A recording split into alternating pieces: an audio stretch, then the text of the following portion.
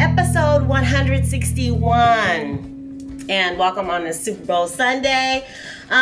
This is an unusual topic for me to put on this particular person, but the more we learn and after his passing, the more I realized that he was the ALPHA D.I.Y rock star, even though we kind of associated him with a major label ethos. When we looked under the hood at the things that people were saying about him, we realized that he was the ultimate DIY rock star with a lot of the things he did. Yes. And that person is Prince. Prince epitomized DIY rock star. The man was recording what albums in his home? Right. You know, early on he was recording albums in his home. You think about it, as far as understanding, your marketing, understanding your audience, understanding about building community, branding, all of that type of stuff. The diminutive one from Minneapolis, was a genius in so many different ways. Yeah. Not just musical genius, not just a songwriting genius, but just understanding artistically what image is all about. How to craft your image. And get into music directly too. So these are the 5 tests. Okay. So the things that we uncovered, the more and more we're hearing the behind the scenes people talking about what actually happened. Right. Because it was so mysterious. Or, you could just kind of now, especially, unfortunately, Prince passed for this stuff to become available. Yes. But now you can readily available on YouTube. If you kind of just look at Prince, you can see the growth, the maturation of an artist. Because they have a lot of his early stuff, whether it's instrumental stuff or, meaning just the music, but also you can see videos. So if you can look at like Prince when he was first on American Bandstand. Oh, yeah. Right? Yeah. Look at that Prince. Yeah. And then kind of look at Prince because that was like circa 1979, right? Yep. So Purple Rain hits in 84. Yes. 5 years. Yes. That's the time from Prince being on that to what we saw in Purple Rain. Yeah. That person that you saw on American Bandstand versus the one that you see in Purple Rain. And it's unbelievable. I would dare say that the DIY Rockstar part came after kind of the fallout after Purple Rain. Yeah, well, I would kind of say it happened along the way. Okay, so anyway, let's go with number one. What's number one? Okay, so one of the reasons that we realized that Prince was the ALPHA D.I.Y rock star is that he found, and I guess this goes to your point, early on he found ideas that he was able to mold into creative products. And so a lot of people would talk about the fact that when they would jam with him, that he would take riffs and then go off and then make these songs. And hey, he's got a new song. He's got a new song, right. Isn't that the riff that we had when we were jamming? But he knew how to do something with that riff. It became more than just that riff and jamming. So he knew the things to put together to try to make that artistic statement. So let's jump on that. So Prince starting off, his first. If you listen to Prince's first 2 albums, they're kind of like quasi disco, kind of quasi R&B type records. Yeah. That's kind of what they were. Yeah. And there are exceptions. There are hints of things to come on the second. Yes. Well, I think on the first Prince album too, because there's like I'm Yours, which is like this rockin' kind of, jazz fusion like excursion that happens on that record. And then there's songs like Why You Want to Treat Me So Bad and Bambi that kind of show the rock edge on the second Prince album. But I would say that the embryo of what became Prince happened on a Dirty Mind album. Okay. It happened for a couple of different reasons. This is epitomizes everything that you're talking about. Okay. So first off, this thing was a demo that was done in his home studio. Okay. That's where that Dirty Mind album kind of took place, right? So I think it's like a 16-track studio that Prince had in his basement or whatever else.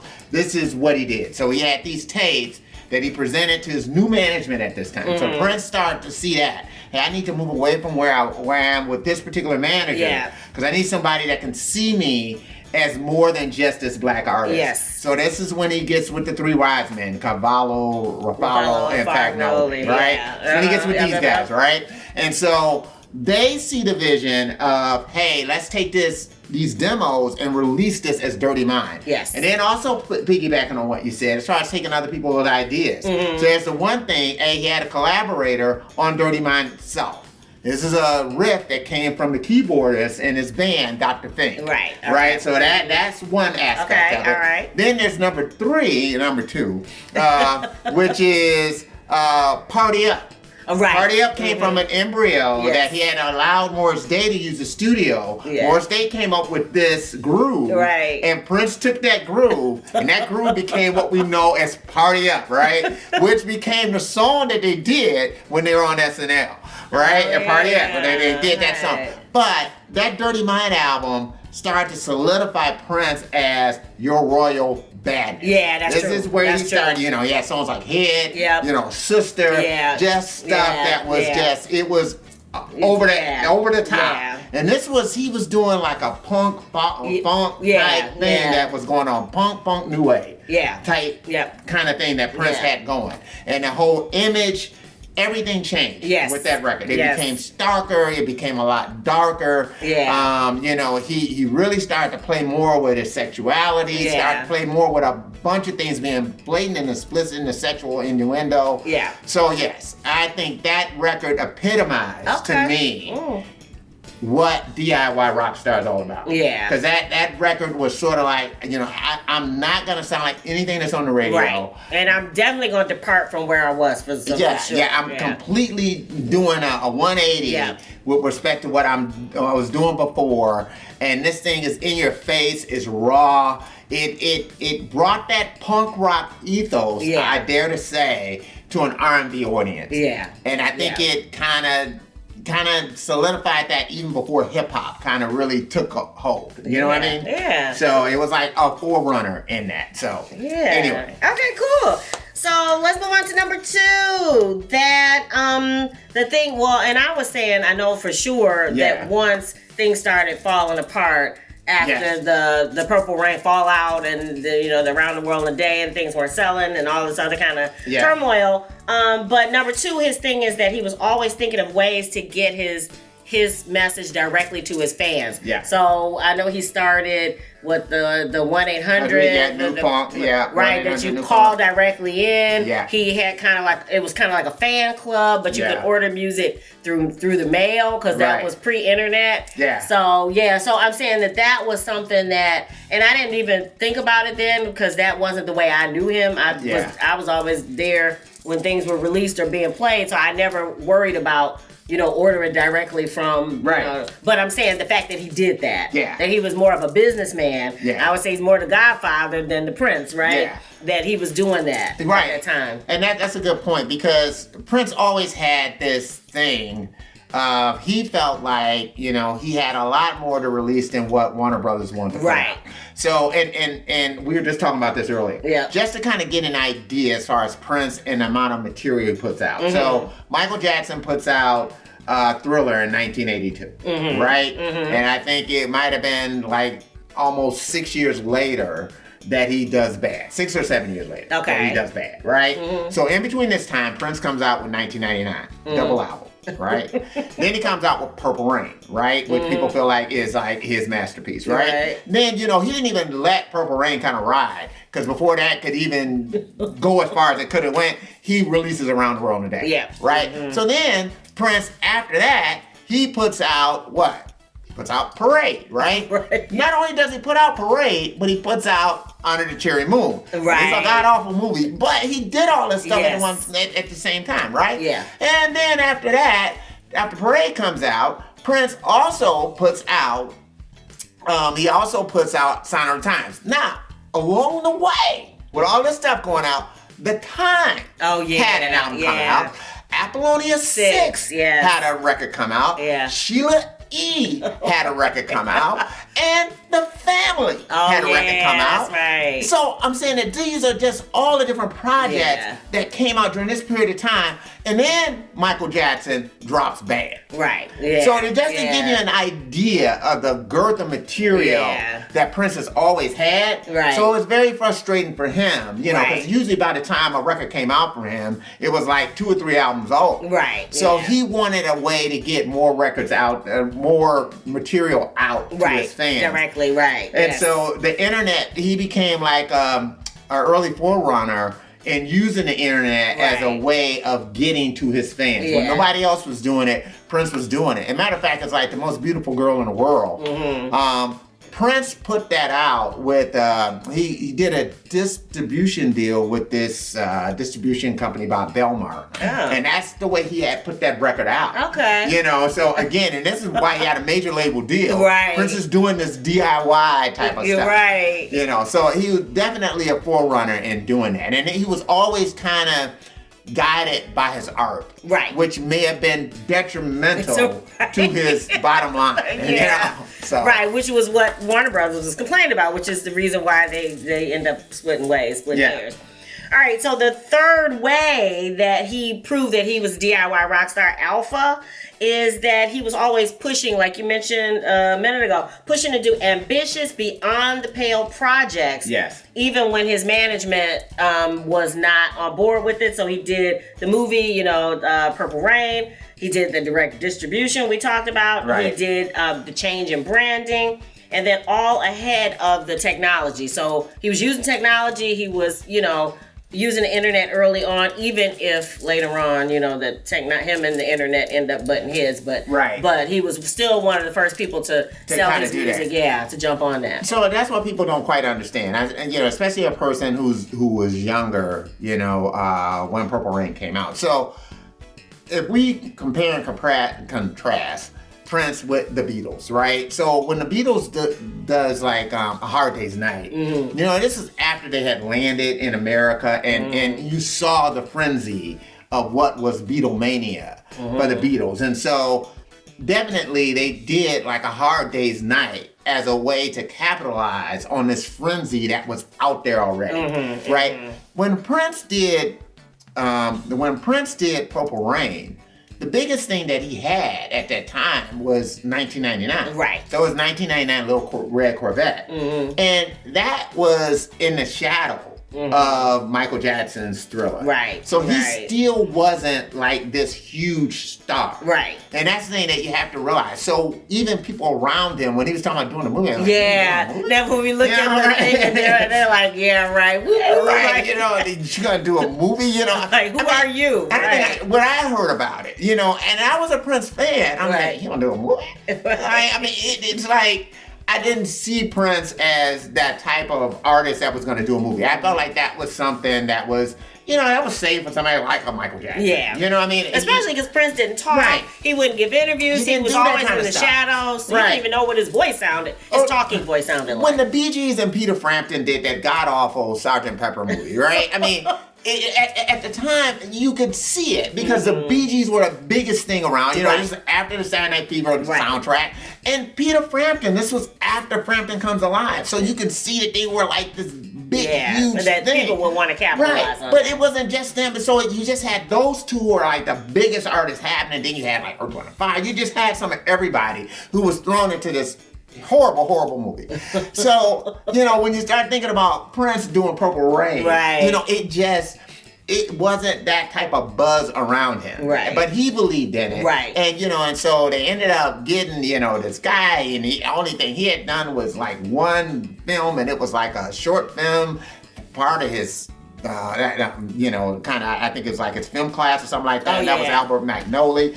So, I mean, long story short is that the fact that Purple Rain became what it became was such a long shot. And this was more or less the brainchild of an artist believing in himself and kind of willing this thing to happen and being infectious enough to bring other people along with him, and using whatever little clout he had with the record company to make sure he was going to get this record, this movie made. Yes. So if that's not DIY, you know, I mean, that is the little engine that could. Right. You know, it reminds me of Dolomite. If you haven't seen that movie, you probably want to see that. Okay, so the number 4 proof that that Prince was the alpha DIY rock star is that no one business relationship was the end all be all, and that he was in constant negotiation and partnerships with folks to help him get a little bit further on the path that he had set himself on. Yeah. That, you know, again, he wanted to do that movie, and anybody who would help him take that ball to the next, you know, part of the field, then that's the partnership he made. Or like you say, getting the record out. I can't get it out through my record company, so I'm gonna partner with this little whatever, you know. And so I know what they were saying in that one documentary is he continued to do that, all the way, that it was always from one distribution deal to another, right. And he never really kind of was one. Yeah, he never just settled. Yeah, like after he left Warner Brothers, he just started doing these one-off deals, like he did, you know, a one-off deal with Arista. He did, you know, a one-off deal with several different record companies, as a way to make sure that, you know, the records would be distributed and things like that.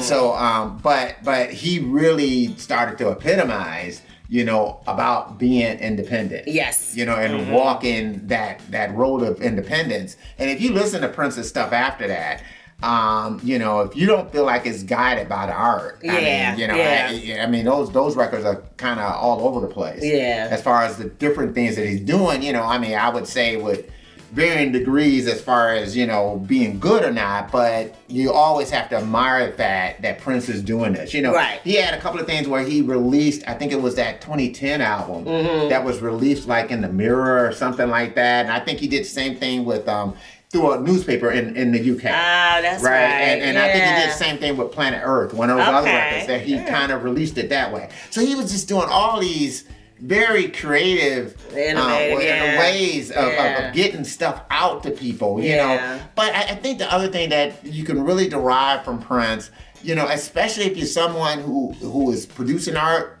is don't get so connected to one piece of art that you won't take risks with it. You know, and to be willing to say, okay, I might give something away free, I might do this, I might do that. You know, you have to be just very creative and understanding that your art doesn't mean anything if it's not reaching people. And you have to have a way of reaching and connecting with people. And I think at the end of the day, that's really what the DIY Rockstar, that's really what we want to do. It's building so that we can connect directly to our people. And I think ultimately that's what Prince felt like. He felt like, this is my way of communicating with people. This is my way of touching people. And so whatever kind of way that I need to do it in order to make it happen, I'm going to do that. Yes. And finally, the 5th way that we know that Prince was the alpha DIY rock star is that he set his own goals. He did not wait for his manager, for his record company, for the A&R person to set the goals for him. Like we mentioned before, he set his own goals and then found people to help him achieve those goals. But he didn't, you know, didn't follow whatever the script was for R&B, for new wave, for black artists, for whatever. New artists, whatever. The thing that Prince said at an early age, from what I heard, is that, you know, don't make me black. That's what he what he told them, is that I don't want to be just a black artist. I don't want to do that. I don't want to get pigeonholed into one thing. And he's very careful about the way he crafted his image so that, you know, he knew that he would always have kind of like that pop sound, that pop funk kind of sound would always be a Prince sound, and that would be like the most marketable stuff of what he did. But he kind of had this funky R&B stuff, and so that's why he put together the time. And you know, and they kind of became that part of his personality. You know, so that Morris Day persona is just as much Prince as it is Morris Day. You know, I mean, you know. And then later on, you could see that he took more of that on when he was doing musicology and some of those other projects. So you can see that he kind of took that part of his persona, but that was definitely an alter ego of his. and that he had a vision for that band. Yeah. As to what that band would be like, how they would be. Yeah. And so I think sometimes when you think about how controlling he was, I think it's because of the simple fact that he knew he had the vision. Yeah. And so I think he was trying to make sure everything stayed on point. Yeah, but that's why I said that what was shocking to me is that in the end, I guess I see it more again as the Godfather. So for better or for worse, that he actually, again, had a passion for what he wanted to share. And it was all about that. And he was all about that, damn friends, damn, family, whatever. I'm going to get this vision, management, whatever it was that he had to leave behind. A girlfriend, I mean, go back to Vanity and all of that, division. Well, Prince made the ultimate sacrifice. I think you got to look at Prince and Michael Jackson.